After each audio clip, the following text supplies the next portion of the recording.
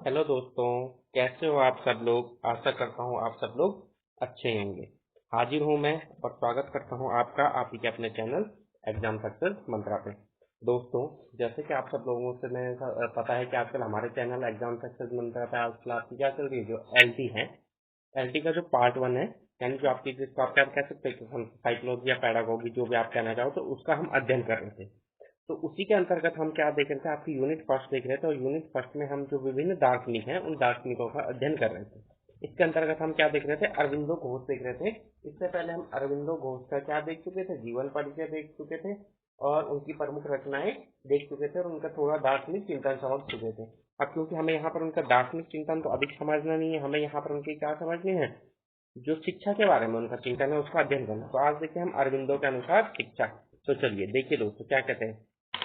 ठीक है, अरविंदो ने क्या कहा, इनके अनुसार शिक्षा, इनके अनुसार जो स्वतंत्रता प्राप्त करने के उपरांत भारतीय शिक्षा की रूपरेखा में परिवर्तन तो अवश्य आया है, परंतु अभी भी वह बालकों के मस्तिष्क, आत्मा, चरित्र एवं राष्ट्र की आवश्यकताओं के अनुरूप नहीं है। तो देखिए श्री अरविंदो क्या कहते हैं कि जब से हमने स्वतंत्रता प्राप्त की है तब से हमारी शिक्षा में काफी कुछ परिवर्तन हुआ है। क्योंकि पहले जो अंग्रेज थे, अंग्रेज क्या करते थे, अंग्रेज हमें केवल उतनी शिक्षा देते थे ताकि हम उनके कार्य कर पाए, उससे ज्यादा वो शिक्षा हमें नहीं देने की कोशिश करते थे। तो वो क्या कहते हैं, अभी बच्चे नई नई चीजें सीखने तो लगे हैं, लेकिन फिर भी क्या है, जो शिक्षा का स्तर होना चाहिए, यानी अभी हमारे आत्मा, ठीक है, चरित्र और राष्ट्र आदि की आवश्यकताओं को पूरी नहीं कर पा रही। और आपको दिखाई भी दे रहा होगा, आज भी बहुत सारे बच्चे क्या होते हैं, छोटी उम्र में नशे की तरफ धकेल देते हैं या नशे की तरफ आकर्षित हो जाते हैं। तो इसका कारण क्या है, कहीं ना कहीं हमारी शिक्षा की ही कमी है, जिसके कारण हम उनका चरित्र निर्माण नहीं कर पा रहे हैं। या क्या होते हैं, वो जल्दी से गुस्सा हो जाते हैं, छोटी छोटी बातों पर गुस्सा हो जाते हैं। आपने देखेंगे आत्महत्या की समस्या भी बढ़ रही है छोटे बच्चों में। तो ये सारी की सारी क्या है कि हमारी जो शिक्षा पद्धति है उस तरीके की वो बच्चे का आत्म चरित्र का निर्माण नहीं कर पा रही, राष्ट्र की आवश्यकताओं को भी पूरा नहीं कर पा रही। आपको पता है, बच्चे पढ़ रहे हैं, नौकरी नहीं मिल रही, रोजगार बेरोजगार घूम रहे हैं। तो ये भी क्या है, यानी उसके अलावा क्या है, अब बेरोजगार क्यों घूम रहे हैं, क्योंकि हमारे पास मतलब इस तरीके के बच्चे नहीं मिल पा रहे हैं जो क्या हो, हर अपने काम में एक्सपर्ट हो। जो एक्सपर्ट होते हैं वो कहीं ना कहीं निकल जाते हैं, जो केवल डिग्रियां पाने तक ही सीमित रहते हैं, उन्हें दिक्कत आती है। तो ये सारी हमारी शिक्षा में समस्याएं आज भी बनी हुई है, ऐसा किसका कहना है, श्री अरविंदो का कहना। अब देखो, अरविंदो ऐसी शिक्षा पद्धति का पक्ष पोषण करना चाहते हैं जो बालक को कर्मठ नागरिक बनाए और जो आधुनिक युग की आवश्यकताओं को पूरा करे। यानी वो क्या कहते हैं कि हमें ऐसी शिक्षा चाहिए जो बालक को क्या बनाए, कर्मठ नागरिक, यानी एक अच्छा नागरिक बनाए, और साथ ही साथ जो हमारी आधुनिक आवश्यकता है उन आधुनिक आवश्यकताओं की भी पूर्ति कर पाए। ऐसा किसका कहना है, श्री अरविंदो का कहना। चलिए अब देखिए, उन्होंने एक कोटेशन दिया था, उस कोटेशन को देख लेते हैं। सच्ची शिक्षा को मशीन से बना सूत्र नहीं होना चाहिए, अपितु उसको मानव के मस्तिष्क तथा आत्मा की शक्तियों का निर्माण तथा जीवित उत्कर्ष करना चाहिए, श्री अरविंदो ने कहा। अब देखिए यहाँ पर मशीन से बना सूत्र होने का क्या अर्थ है, एक जैसा। जैसा आपने मशीन से बनी हुई कोई भी चीज देखी होगी ना, वो सब क्या होती है, सारी की सारी एक जैसी होती है। ठीक है, यानी एक जैसा होता है, उसमें कोई भी अंतर नहीं होता। तो यानी क्या कहते हैं, मनुष्य में क्या होना चाहिए, शिक्षा के द्वारा उसमें अंतर आने का मतलब क्या है कि प्रत्येक व्यक्ति को जो आंतरिक क्या होते हैं, प्रवृत्तियां होती हैं, प्रवृत्तियां अलग अलग होती हैं, उसकी क्षमताएं अलग अलग होती हैं। तो हम प्रत्येक बच्चे को एक जैसी शिक्षा नहीं दे सकते। जैसे मशीन में आग में एक तरफ से सूत डालो तो दूसरी तरफ से एक जैसा धागा ही निकलेगा, ऐसा नहीं होना चाहिए। बल्कि शिक्षा क्या होनी चाहिए, जिसके द्वारा बच्चे की अलग अलग जो क्या है उसके गुण है या जो उसकी क्या है आवश्यकताएं हैं उनकी पूर्ति हो, जिसके द्वारा मनुष्य बच्चे के मस्तिष्क और आत्मा की शक्तियों का निर्माण हो। ठीक है, और वह अपना उत्कर्ष जीवन यानी अच्छा जीवन व्यतीत कर पाए। ऐसे किसका कह रहा है, श्री अरविंदो का। देखिए एक और कोटेशन है यहाँ पे श्री अरविंदो की, शिक्षा मात्र ज्ञान की प्राप्ति नहीं, वरन शिक्षा वह है जो मानव का पूर्ण विकास करने की क्षमता रखती है। आपसे एक कोटेशन पूछा जा सकता है, बहुत ही इंपॉर्टेंट कोटेशन है कि किसने कहा था, शिक्षा मात्र ज्ञान की प्राप्ति नहीं है, वरन शिक्षा वह है जो मानव का पूर्ण विकास करने की क्षमता रखती है। ऐसा किसने कहा था, श्री अरविंदो उसने कहा था। तो ये सीधा सीधा कोटेशन आपको याद रखना है। अब देखिए, चलिए आगे देखते हैं। भारत को माता के रूप में, ठीक है, भारत को भारत माता के रूप में प्रतिष्ठित करने का श्रेय किसे जाता है, अरविंदो घोष को जाता है। तो आपसे पूछा जा सकता है सबसे पहले भारत को माता के रूप में परिकल्पना किसने की थी, तो श्री अरविंदो घोष ने की थी। अब देखो, अरविंदो के शैक्षिक चिंतन का पता उनकी पुस्तक नेशनल सिस्टम ऑफ एजुकेशन और नेशनल सिस्टम ऑन एजुकेशन में मिलता है।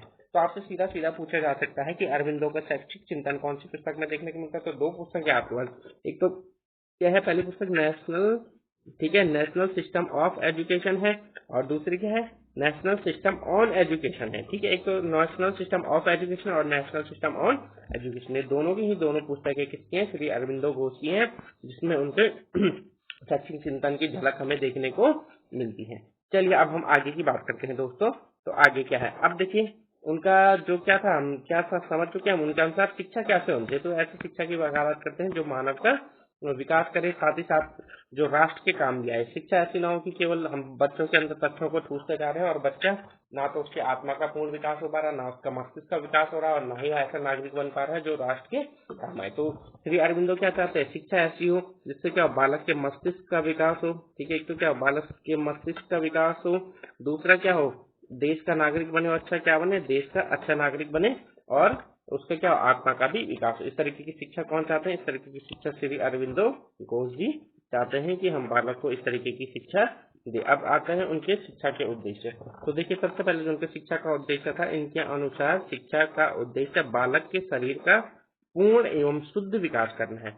तो इनके अनुसार सबसे पहले जो शिक्षा का उद्देश्य क्या है, बालक के शरीर का विकास करना और विकास के साथ शुद्ध विकास करना, यानी उसके जो शरीर है उस शरीर में कोई मिलावट ना हो। मिलावट होने से अर्थ क्या है कि उसमें कोई अक्षमता ना आए या उसकी कोई इंद्रियों का पूर्ण विकास ना हो पाए, है ना। तो ये है उनके कहने का। देखिए अब क्यों उनका विश्वास था, शरीरम खलु धर्म साधनम, अर्थात शरीर के माध्यम से ही धर्म की साधना होती है। ऐसा किसने कहा था, ऐसा कहा था श्री अरविंदो ने। ठीक है, तो आपसे पूछा जा सकता है शरीरम खलु धर्म साधनम, ऐसा मानना किसका था, तो ऐसा मानना श्री अरविंदो का था। अर्थात क्या होता है, शरीर के माध्यम से ही धर्म की साधना होती है। ऐसा किसने कहा था, श्री अरविंदो ने कहा था। अब देखिए इनके अनुसार शिक्षा का दूसरा उद्देश्य था, शिक्षा का दूसरा उद्देश्य क्या था, ज्ञान इंद्रियों का विकास।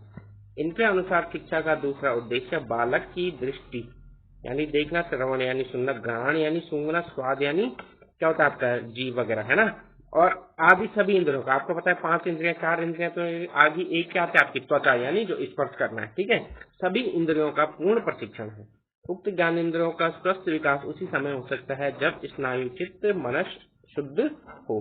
तो इन्होंने क्या कहा था, बालक की जो हमारा शिक्षा का दूसरा उद्देश्य है, दूसरा उद्देश्य क्या है, बालक के ज्ञानेंद्रियों का विकास। और आपको पता है कि मनुष्य की कितनी ज्ञानेंद्रियां होती है, 5 ज्ञानेंद्रियों का विकास, क्योंकि इनके अनुसार क्या है, मनुष्य ज्ञानेंद्रियों के द्वारा ही ज्ञान प्राप्त करेगा। जब उसकी ज्ञानेंद्रियां स्वस्थ होंगी, उचित होंगी, तभी वह अच्छे प्रकार से ज्ञान को अर्जित कर पाएगा। अगर ज्ञानेंद्रियों मानव आप सुन ही नहीं पाते तो आप किसी आवाज को समझ नहीं पाओगे, आपको पता ही नहीं होगी कि आवाज भी कोई चीज होती है। तो इसलिए अरविंदो के अनुसार दूसरी जो उन्होंने उद्देश्य बताया, क्या बताया, ज्ञान इंद्रियों का विकास होता है। तीसरा क्या बताया उन्होंने, मानसिक विकास। ठीक है, अरविंदो के अनुसार शिक्षा का तीसरा उद्देश्य बालक का मानसिक विकास है। मानसिक विकास यानी बुद्धि का विकास, है ना। अगर कोई बालक ऐसा हो जो कम समझ पाता है, तो आप उसे कितना भी पढ़ा लीजिए, कितना भी समझा लीजिए, लेकिन वो बालक कुछ समझ ही नहीं पाएगा, क्योंकि उसका मानसिक स्तर ही उसी लेवल का नहीं है। तो तीसरा उद्देश्य क्या इनके अनुसार, ठीक है, बालक का मानसिक विकास। ठीक है, मानसिक विकास से उनका तात्पर्य क्या है, स्मृति हो गया यानी याद, चिंतन यानी सोचने की क्षमता, तर्क यानी कुछ कैलकुलेशन करने की क्षमता, कल्पना, ठीक है, मतलब आप किसी चीज के बारे में क्या क्या सोच सकते हो, और निर्णय लेने की शक्ति है।